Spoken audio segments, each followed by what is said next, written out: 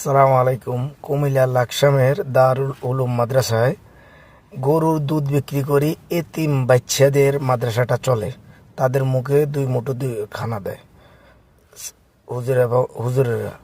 আর সেই 12টা গরু তাদেরকে অস্ত্রর মুখে করি অস্ত্র তাকায় তাদের থেকে নিয়ে গেছে।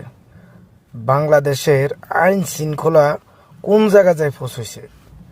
আমরা সবাই চিন্তা করছি যাক ডক্টর ইউনূস সাহেব আসলে আমাদের দেশের অনেক উন্নতি হবে। যাক, একজন ফ্যাসিস্ট সরকার বাংলাদেশ থেকে চলে গেছে, আমরা পার করে দিছি। এখন ভালো একজন সরকার আসছে, আমাদের দেশের অনেক উন্নতি হবে। আর আমার মনে হয় আমার বয়সে সর্বকালের সর্বনিম্ন আইন শৃঙ্খলা বর্তমানে। আলহামদুলিল্লাহ, ফখরুদ্দিনের 2টা বছর বাংলাদেশ শাসন করছে, দেখাই দিয়েছে কীভাবে দেশ শাসন করে।